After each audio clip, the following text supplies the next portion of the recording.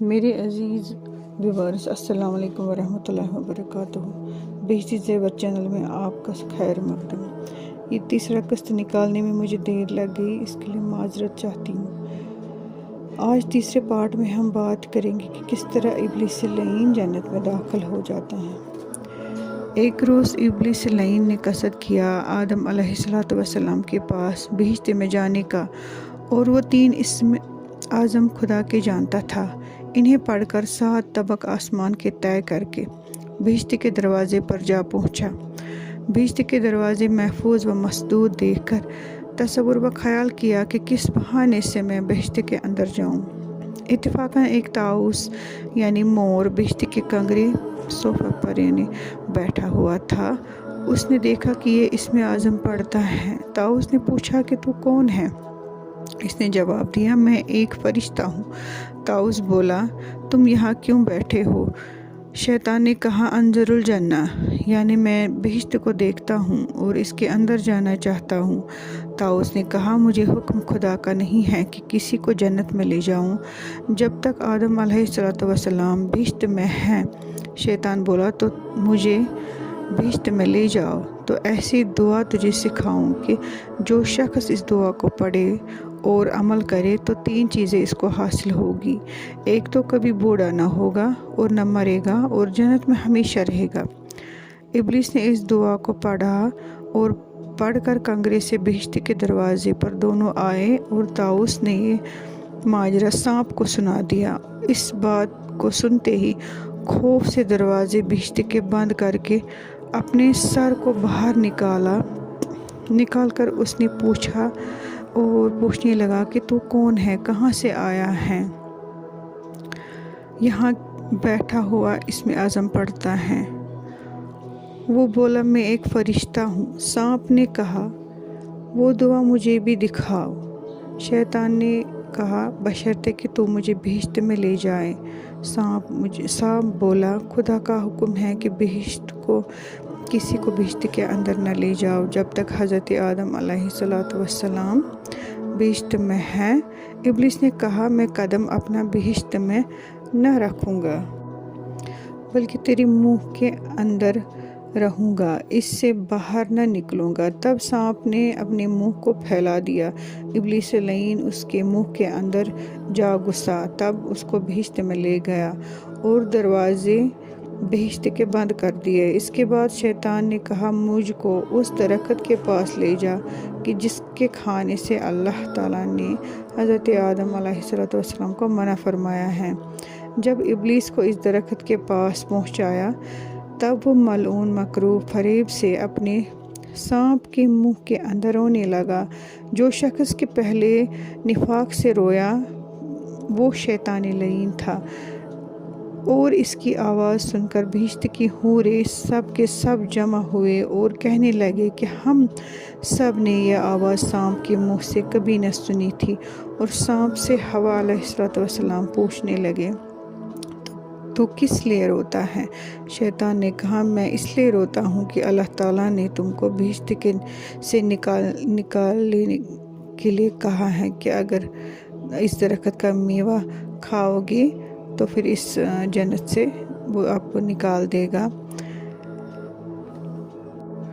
مگر جو شخص اس درخت کے میوے کھائے گا وہ بہشت میں رہے گا، نکالا نہیں جائے گا۔ اور کہا شیطان نے، اے آدم علیہ السلام، میں بتاؤں تجھے درخت کے جس سے زندگی جاوید ملے اور بادشاہی پرانی نہ ہو؟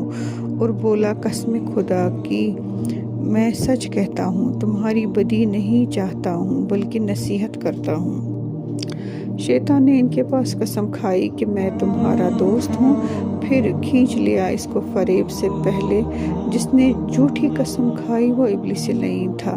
حوا علیہ السلام نے اس کے قسم کھانے سے یقین کیا کہ یہ سچ کہتا ہے، تب اس سے فریب کھا کر اس درخت پر ہاتھ بڑھا کر 3 دانے گندم کے لے لیے۔ ایک تو آپ نے کھایا اور 2 دانے آدم علیہ السلام کے لیے لائے۔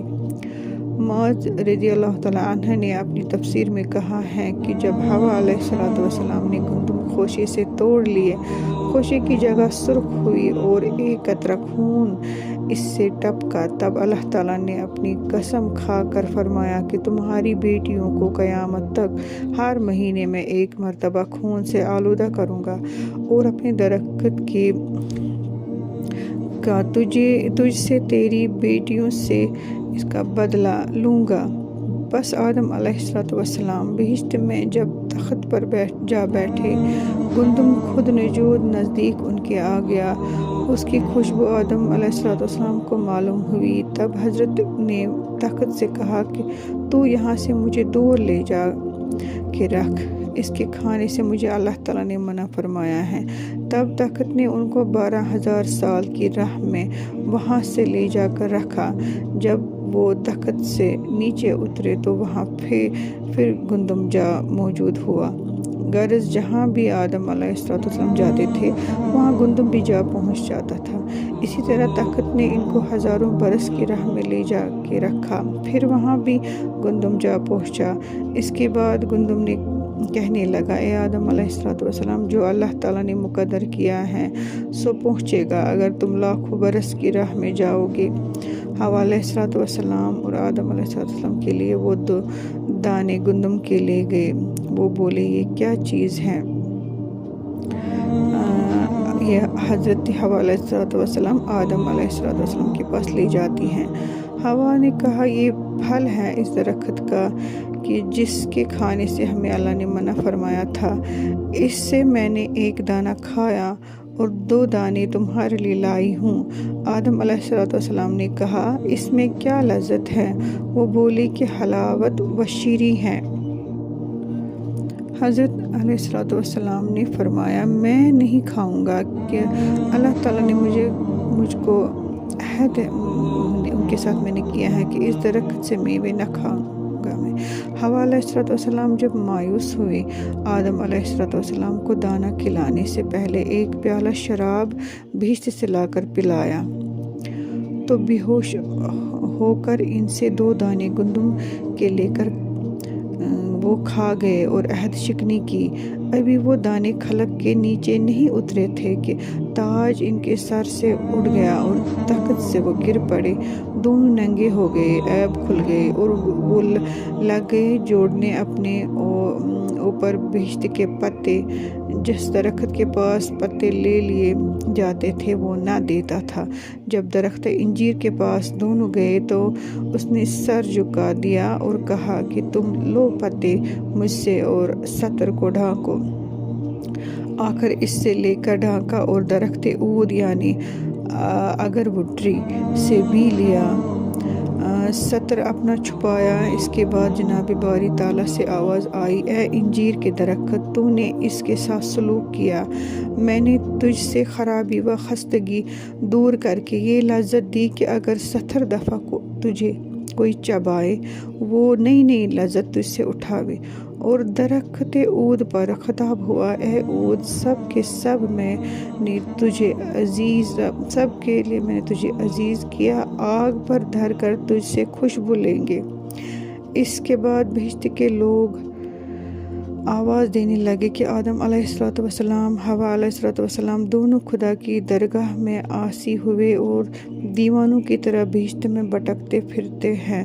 اللہ تعالیٰ کی درگاہ سے 3 بار ان کو پکار ہوئی، جواب میں اس کا کچھ نہ دیا۔ تب جبریل امین علیہ السلام ان کے پاس آئے اور بولے، اے آدم علیہ السلام، تجھے تیرا رب بلاتا ہے۔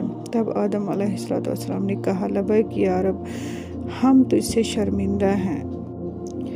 فرمایا، رب نے، میں نے منع کیا تھا تجھ کو اس درخت سے اور کہا تھا تم کو کہ شیطان تمہارا دشمن صاف ہے۔ تب آدم و حوا علیہ السلام دونوں روتے ہوئے کہنے لگے، جیسا کہ حق تعالیٰ فرماتا ہے کہ تم اترو اور تم کو زمین میں ٹھہرنا ہے اور کام چلانا ہے 1 وقت تک، اور کہا اسی میں جیو گے اور اسی میں مرو گے اور اسی سے نکالے جاؤ گے۔ یہ مضمون کلام اللہ کا ہے۔ تب فرمایا رب العالمین کا جبریل امین علیہ السلام کو حوا کے آدم و حوا اور سانپ اور شیطان اور طاؤس ان سب کو بہشت سے نکال کر دنیا میں ڈال دو۔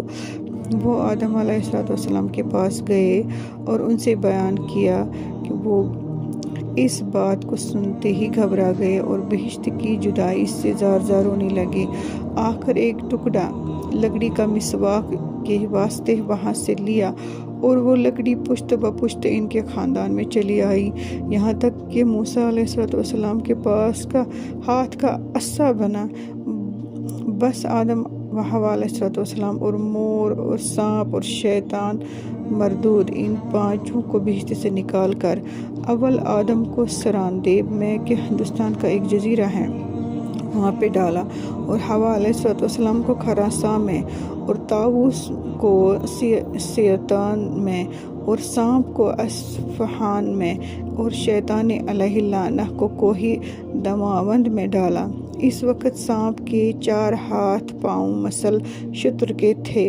बासे वाक़े होने इस माजरे के अल्लाह ताला ने इससे ले लिए ताकि वो पेट के बल चले और खाक छाने और खाए।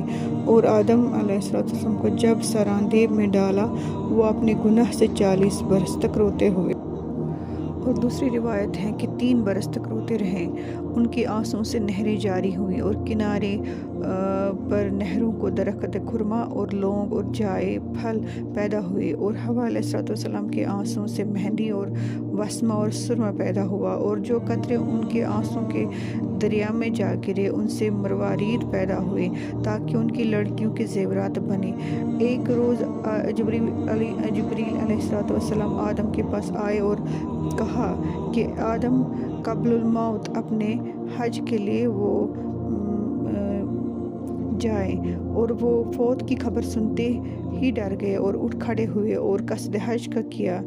जिस जगह पर कदम उनका जा गिरा वहाँ गांव और बस्ती हुई, और जहाँ कहीं मंजिल की उसके कदम की बरकत से वहाँ शहर बसा। और बाज़ उलमा ने रिवायत की है कि मक्का मुअज़्ज़मा तब तक आदम अलैहिस्सलाम के 30 कदम हुए थे। जब वो मक्के के नज़दीक पहुँचे सब फरिश्ते वहाँ से हज़रत के पास आए और कहा, आदम अलैहिस्सलाम 2000 बरस हुए कि हम इस घर का तवाफ़ करते हैं, और इस वक्त इस काबा का नाम बैतुल अमूर था, और अंदर बाहर उसके टावर था, और इसके ऊपर खीमा ज़बरजद का था, और तनाबीन इसके सोने के थी, और जो महीने इनके थे आज वो सुतून हैं और हरम शरीफ में दाखिल हैं, और जो शिकार इसमें पनाह ले मारना उसका हराम है। आदम अलैहिस्सलाम मैदान अरफात में जबल रहमत पर आराम के वास्ते बैठे। हव्वा अलैहिस्सलाम को देखा वहाँ पे कि जदी की तरफ से आती हुई इन्होंने उठ खड़े हुए और उनको गोदी में उठा लिया, और दोनों जार जार रोने लगे। चनाचे रोने से उनके आसमान के फरिश्ते भी रोए। अर्श पर एक कलिमा लिखा था कि ला इलाहा इल्लल्लाह मुहम्मद रसूलुल्लाह सल्लल्लाहु अलैहि वसल्लम। तब आदम अलैहिस्सलाम ने कहा, या रब बरकत इससे इस नाम की जो तेरे नाम के साथ हैं, गुनाह हमारे बख्श दे और तौबा हमारी कबूल कर। इंशाल्लाह अगली किस्त में इसके बाद हम आपके साथ शेयर करेंगे कि इसके बाद क्या माजरा हुआ। तब तक आपसे इजाज़त चाहते हैं। अस्सलाम वालेकुम वरहमतुल्लाहि वबरकातुहू।